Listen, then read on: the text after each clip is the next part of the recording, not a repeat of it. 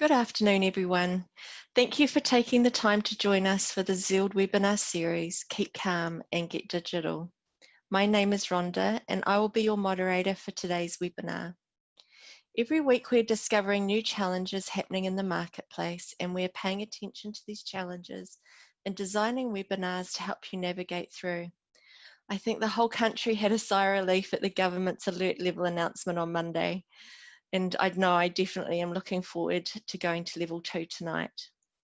Being able to adapt to changes in the economy and to consumer trends has always been essential to running a successful small to medium-sized business.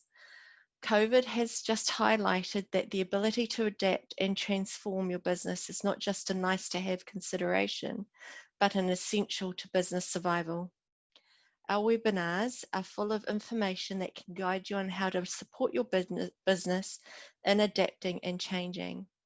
And today we have a special topic, 5 simple ways of staying ahead of your competitors online. And our expert today is Lisa Mayer. Lisa is Zeald's Client Services Manager. Lisa has a varied professional background, from working in dairy farms to working with top New Zealand corporates. At Zeald, Lisa is a guru of our systems and processes and holds a particular passion for helping SMEs adapt and transform to the online world. I'm really looking forward to your webinar today, Lisa. Just some housekeeping. If you're having trouble hearing, there's some audio settings on the very bottom left of your screen that should be able to help. And if you want to ask a question, probably the best place is to put it into the Q&A section here. If I feel like it's a good time to stop Lisa with her presentation, I will stop her and ask the question. Otherwise, we will be having a question and answer section at the end of the webinar. So please do think of any questions that you might have and put them in there, and we can at least ask them at the very end with her.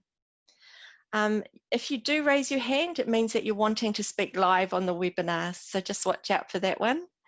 And if you've missed something, don't worry, we will be recording the webinar and posting it out onto our webinar library for everyone to rewatch or to share with friends and family. Yeah, so welcome, Lisa. Thanks, Rhonda. Thanks for having me here today. No worries. Looking forward to this one. Awesome. So I'll just quickly share. There we go. So yeah, excited to be here today to talk to you all about 5 simple ways of staying ahead of your competitors online. I think the key word in the topic today is simple, because that's what we are focusing on. There's obviously a lot of ways we can stay ahead of competition.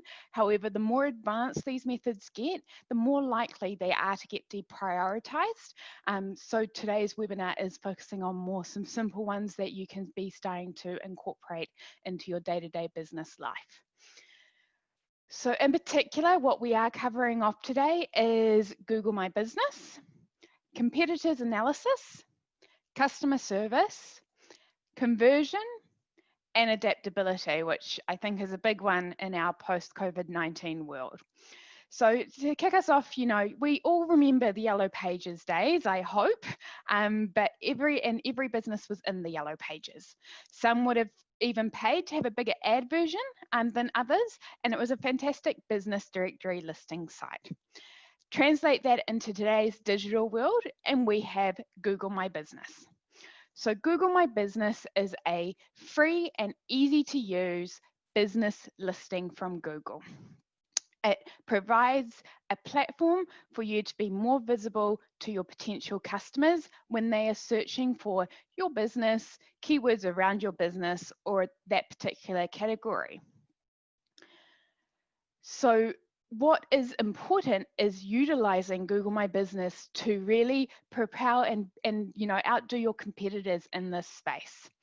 So in particular, I think Google also has done a great job in making some updates since COVID-19 in order to use your Google My Business listing a lot better. So how can you make it stand out? Make sure that you add your location. That's always a key. Make sure you have your website on there so people can easily click on it. Make sure you have your primary contact details. The amount of people that will use a Google My Business listing to make a quick phone call to you, it is a really key component there. Make sure you add your store hours as well. So whether this, both if you're an online only or an online and offline business, it's important that you add your store hours. People need to know when they can touch base with you or when you're more likely to respond to them. And then you can also use it to add links to your social media profile. So these are some newer items coming in. And also add photos and post updates on special offers and events within your company. So again, some of the changes that Google have made in the last sort of couple of months for Google My Business. Some other key areas here is making sure that when you set this up, you're choosing categories that match your business, but don't choose too many either, because you need to make sure you're limiting the ones to what is directly connected to your business. The more you have, the more unlikely it is that you'll show, because Google is trying to be quite direct with what categories you have listed here.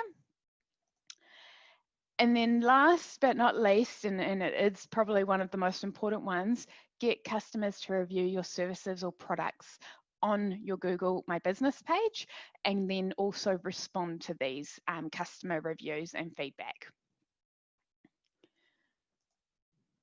So now that we sort of know what we want out of our Google My Business and what to do to make it stand out, we're just going to cover off the benefits as to why. So, again, I think Google My Business is a space that's vastly underutilized still. And so it is a good first step to getting ahead of your competitors. So what it will do is it will increase your visibility in Google search and maps. It will build credibility through Google reviews. It will direct your customers to your shop or your website. It will engage your customer through photos and videos that you post. And these last two are more just directly for the business owners. It gives you Google My Business insights. So you're able to look at some reporting around what's happening with your business and your listing. And also it's free and easy to use. So why not take advantage of it? Now, lucky enough today, I do have a 2-for-1 special on my expert tips for Google My Business. So the first one is make sure you keep updating your Google My Business page with images around your latest offers, specials, etc. Don't sort of leave it on the back burner and not do it. Keep it updated.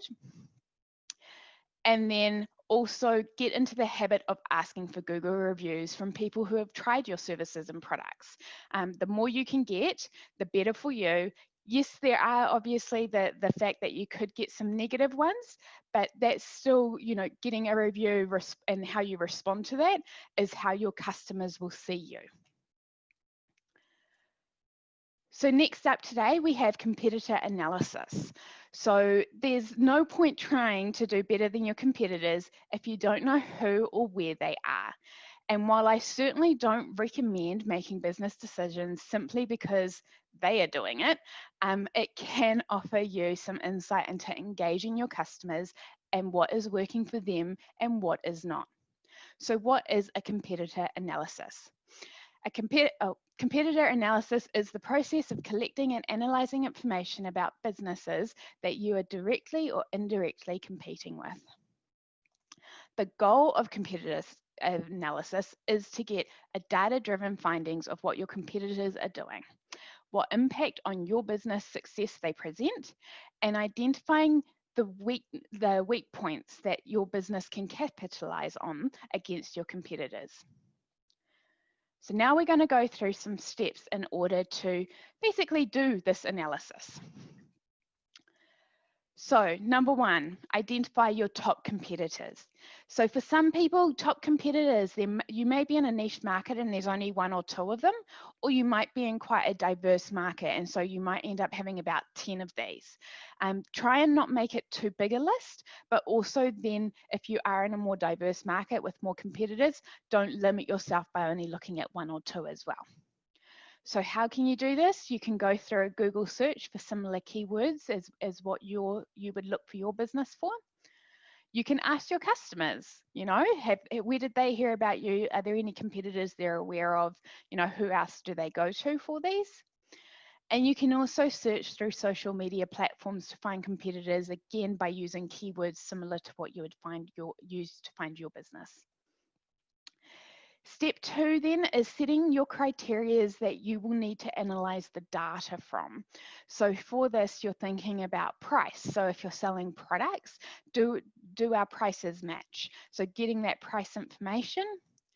Product quality. So again, if you're selling similar products, you know, is yours New Zealand made and theirs not? That's the kind of data you're going to want to find out when you're doing these analysis.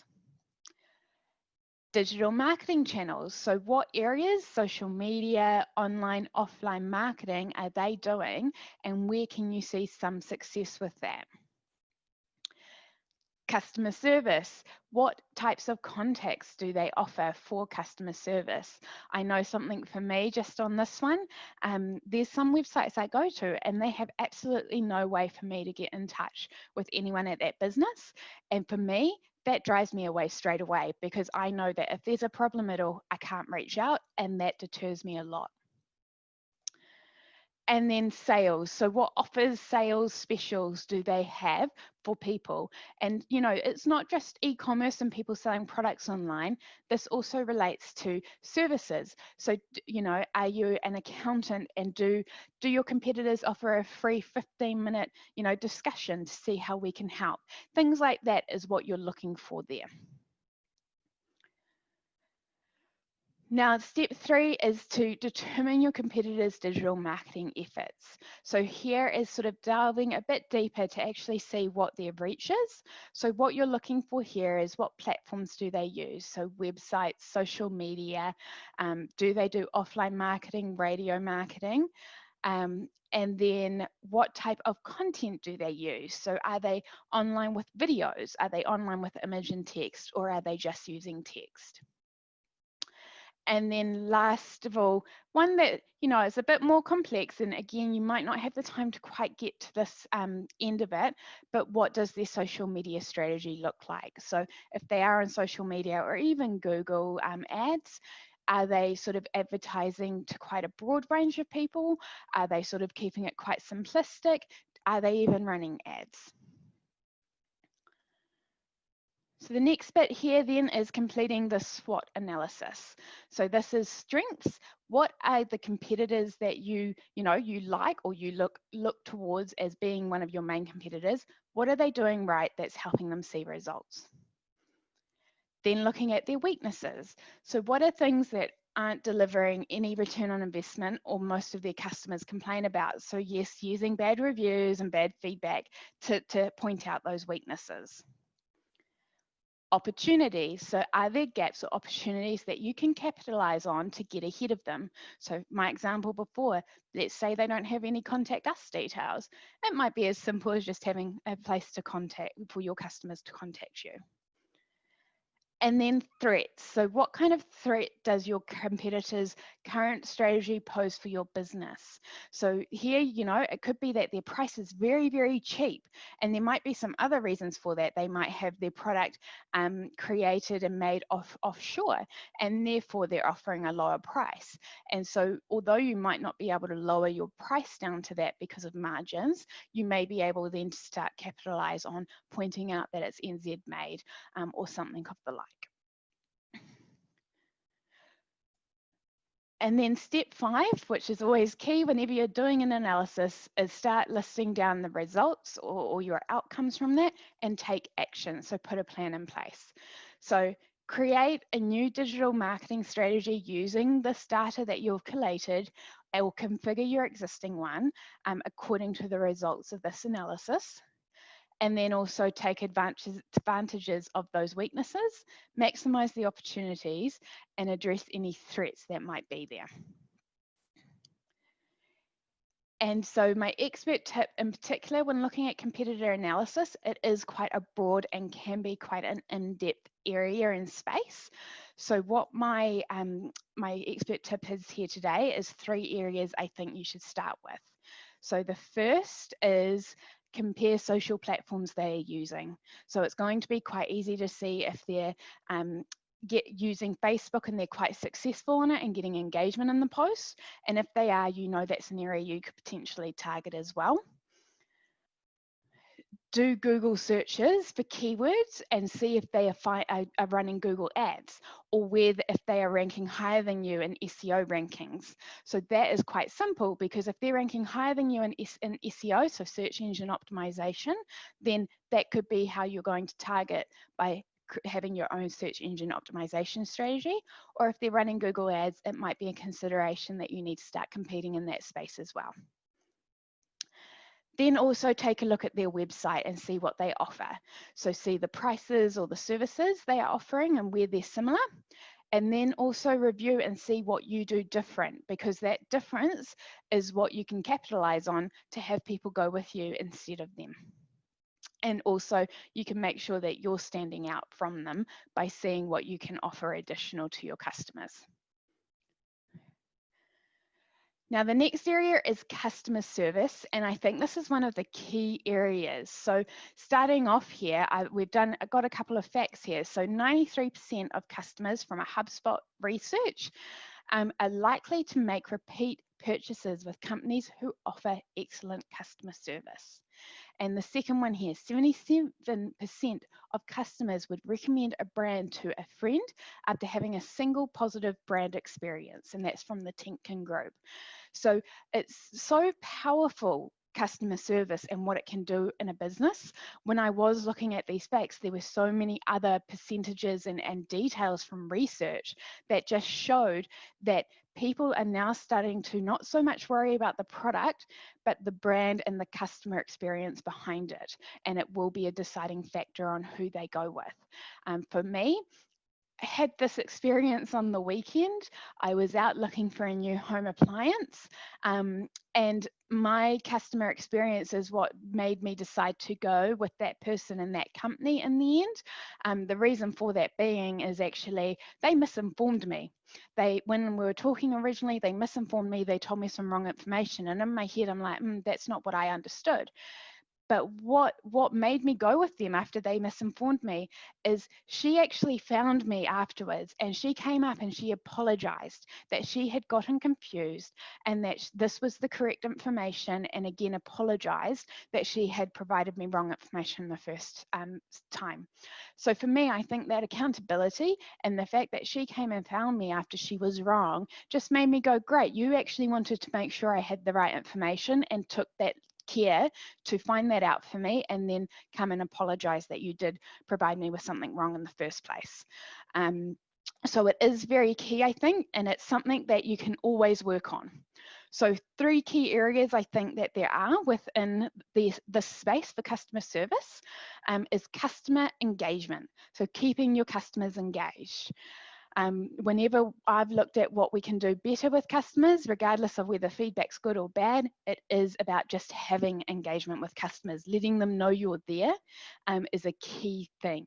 So you have email marketing, so sending updates, offers, and other business news through email marketing. It utilizes also your email database, which you're capturing from maybe not only an email newsletter sign up, but from your orders or inquiries. And also you may potentially be capturing these details in your store as well if you're getting them to fill anything out. You then have social media you can use to keep your customers engaged. So it's a very excellent tool for not only brand indoctrination, but also for learning about your customers directly, because you'll see the types of people that are coming to your social media posts and page. You'll see how they're interacting with you. So you can easily gauge that interaction and engagement from clients, and you can see what's working and not quite immediately, just from things as simple as post likes or comments on a post. The next one is an interesting one, so a chatbot. So this is something that I feel is great used in conjunction with social media. So it's giving people someone they can talk to straight away by having a chatbot. It can, if you have it on all the time, provide round-the-clock customer service, in particular if it's set up in a way that it's slightly automated. And then you can also utilize it for messenger marketing. So EasyBots is a good example here. And we had a webinar about a month ago where Joshua from EasyBots joined us to sort of take us through chatbots and messenger marketing. So if you did miss out, feel free to go through to our webinar library on our website and check out that webinar. The next key element here, I feel, is customer feedback and reviews. So we all know the saying, any press is good press, and it is slightly that way with customer feedback and reviews. It's better to get a bad review and respond to that in such a way that it actually starts getting you more service. So customer reviews and feedback, whether good or bad, it all comes down to how you deal with that feedback and whether you make changes or respond to it in the correct way. So I think one of the best and most accurate resources you can use to grow your business. Positive reviews will let you know what you're doing right, and you can leverage this to then get more business as well. So promoting what you're doing right and pushing on these reviews and showing others these customers are happy, you can be too. Then negative feedback, it will point out potential areas for improvement. You know, it might be as simple as, oh, we keep trying to call them and we can't get through. So you obviously know there might be an issue with your customer service phone line or where they're calling. And so it just gives you little feedback to know on areas you may need to focus on. And then the last key here for me today is customer satisfaction. So the goal of customer service is to provide assistance to customers before, during, and after they make a purchase. So in order to set yourself apart from your competition, your customer service efforts must be done in a way that's empathetic, respectful, and responsive. So taking you back to my earlier example, you know, I was given the wrong information, but the fact that she took accountability and she apologized for that and then gave me the correct information just connected me on a level where I don't think everyone would have been that accountable and been willing to apologize for the misinformation. So sometimes it's looking at it in that perspective and me going, great, so now I know probably if I had a problem later on with the appliance or anything, I could go in and I feel like I have some honesty and trust there with that brand and that person. So what this does is it means the experience becomes more memorable for customers, and then it can easily turn the casual buying into a loyal brand ambassador. And one thing I think just here is when I think about customer satisfaction, it's always hard. It's always hard to know what other people think a good customer experience is. But one thing I've been taught and I've learned a while ago is you need to sit down and think of a time that you received 10 out of 10 service. And you would go, yes, I rate that. I would go there again. And so when you think about that, sort of pull out of that, what were the key elements which make you say that's a 10 out of 10 experience? And so my expert tip here though is ask for reviews and respond to the reviews you get. So the worst thing that can happen is you ask for a review and you don't get it, or it might be negative. And if it's negative, you can take that offline and deal with it with that person, but at least there's a review there and you have a chance to respond. It is better than that person going out and talking to people and giving you constant bad reviews that you actually don't have a chance to respond to. Now, next here is conversion. So this is broken into conversion pathway and conversion funnel. So conversion pathway, the key here is to make it as simple as possible for your customers to be able to find what they may want on your website. So yes, they may want a number of things all up front, but a good website layout with a fantastic conversion pathway should make it so easy for them to find what they want. Some of the key questions you can ask in this space is when reviewing your website are, how easy is your website to navigate? So has it got quite a lot of categories or products, and are they easily grouped for my customers to find them? Is it clear what they need to do when they land on the homepage? So having clear call to actions quite immediately. So for someone who's maybe selling products online, a shop here button should be quite near the top of the page.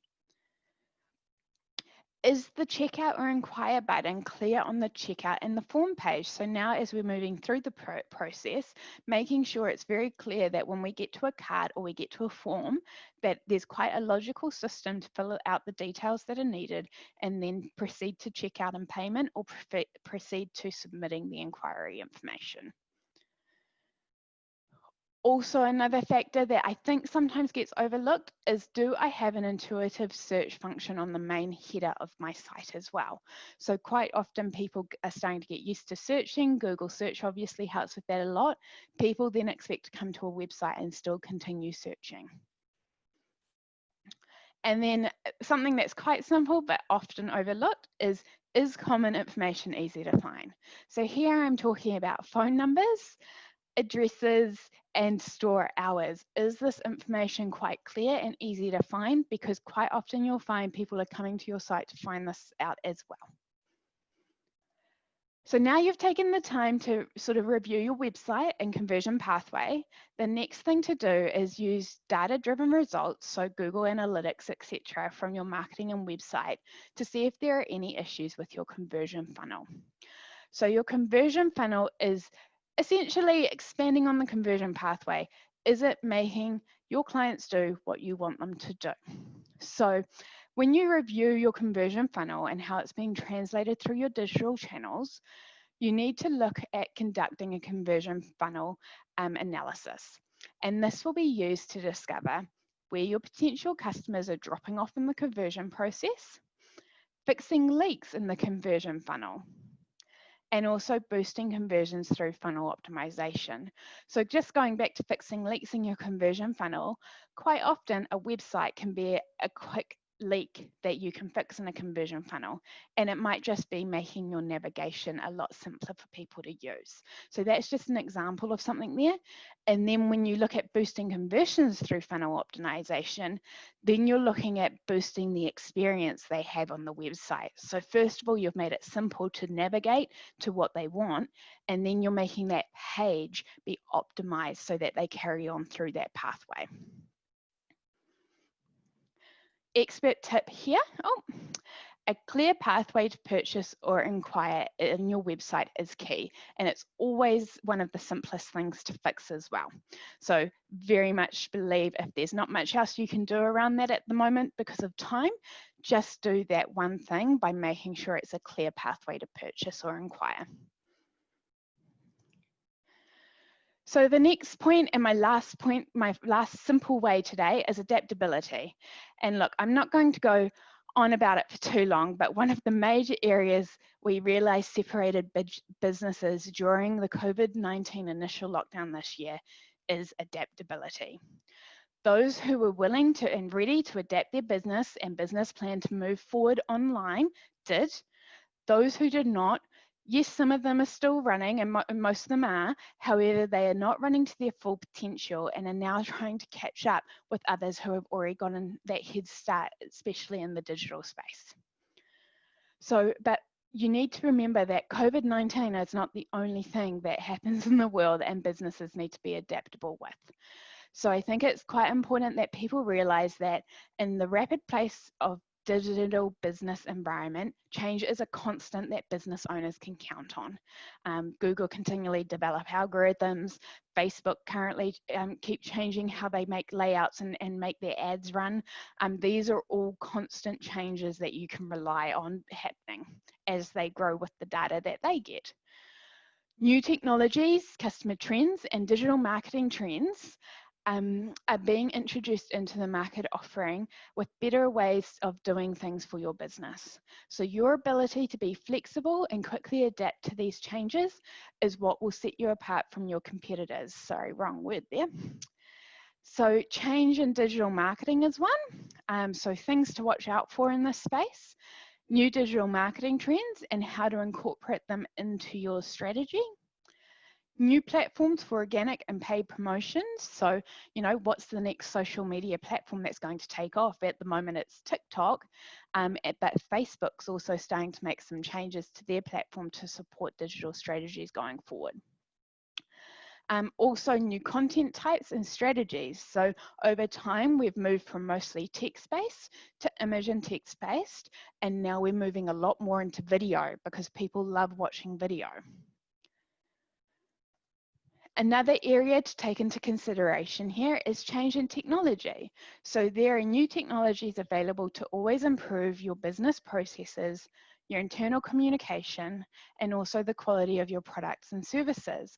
So taking it offline a bit, keeping your business adaptable, and implementing these when necessary will keep you ahead of your competitors.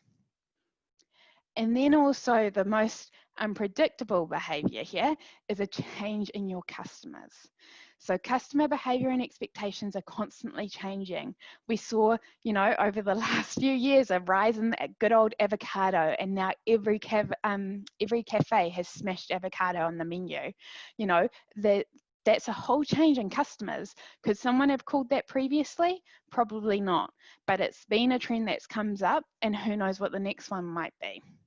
So your customer nowadays want quick and easy sourcing of information from your brands, personalized brand experiences, so experiences that suit their taste, their opinions, what they believe in. So think vegans, ketos, etc. I'm going down a food trend for some reason. And they also want those genuine brand interactions. They want to feel as if you as a company are talking directly to them. So I think you need to think about that. You need to look at how you can adapt your business constantly, because that adaptability and willing to change to suit where your customers are moving, as well as the digital space, is what's going to keep you ahead. So my expert tip for today is, yes, the most common and constant scenario in your business will need to be constantly adaptable with your customer feedback and your result-driven data. So really listen to your customer feedback and result-driven data. Don't let it be the only driving factor of your business decisions, but don't be making business decisions without getting this. And that's all for today. We're on to our questions segment. Thanks, Lisa. That was really interesting. I know they seem like simple things, but they can be quite complex though at the same time. And I think sometimes maybe a little daunting. Definitely. If you could pick one of those 5, what would you pick as the most important?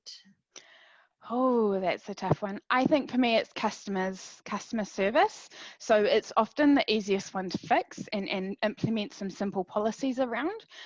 But it's also, having customers just give you reviews, engaging with that review, and then doing something with the feedback you got is probably one of the simplest things you can do out of that whole list. Yeah, no, I agree. And it's real advice direct to your business. It's not some data that you're trying to understand. It's actually just a real comment.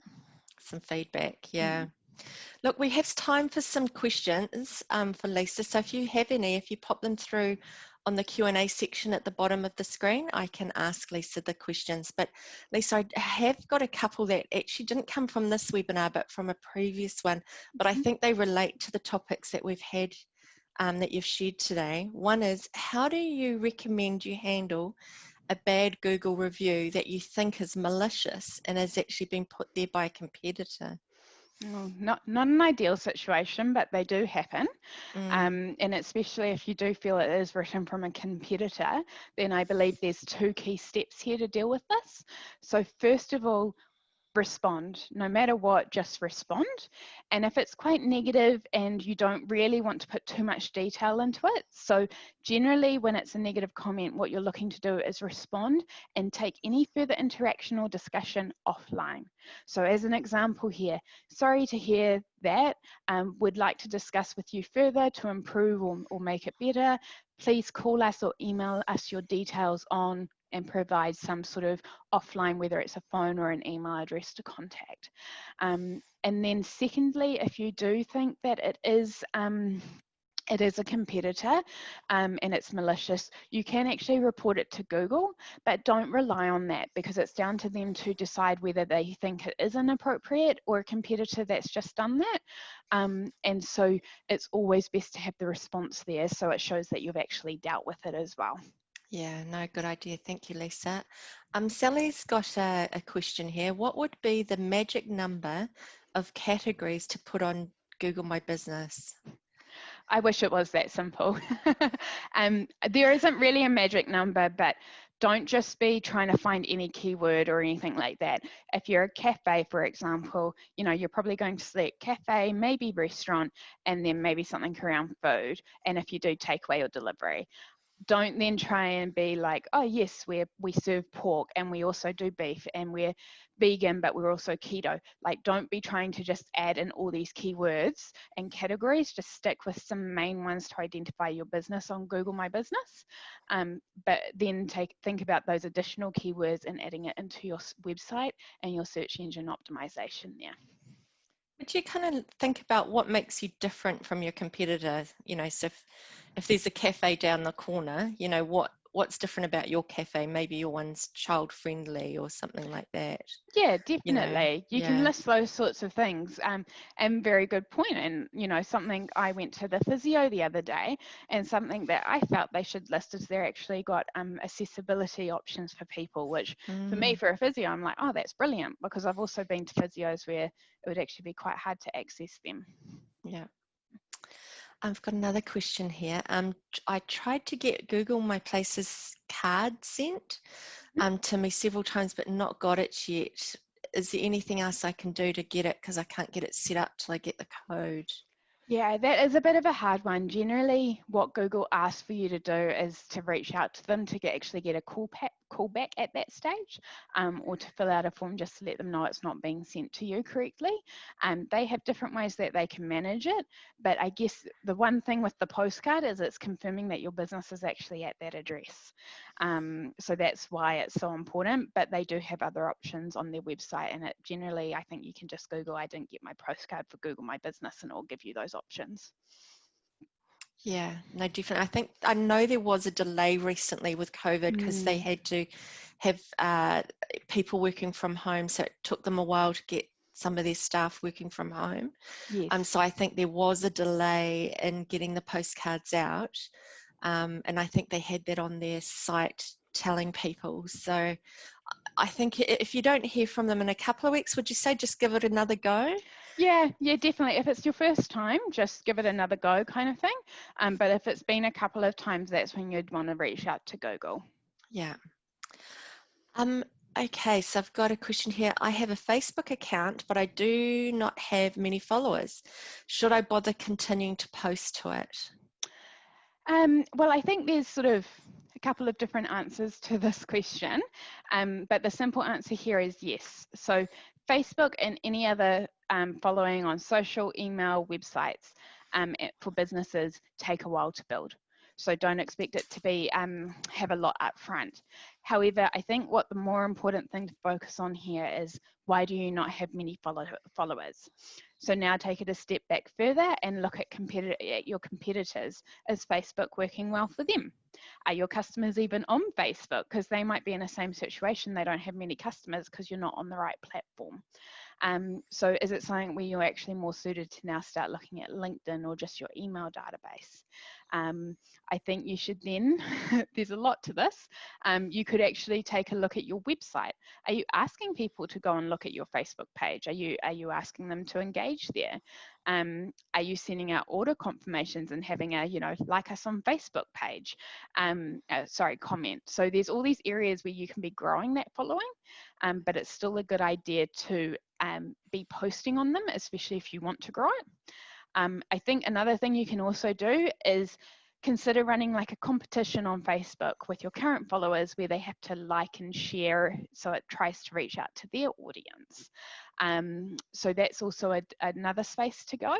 But I think probably the key here, if it's not working well, keep doing posts, but analyze your Facebook with your business brand and competitors to see if it's the right platform. No, that's a good idea.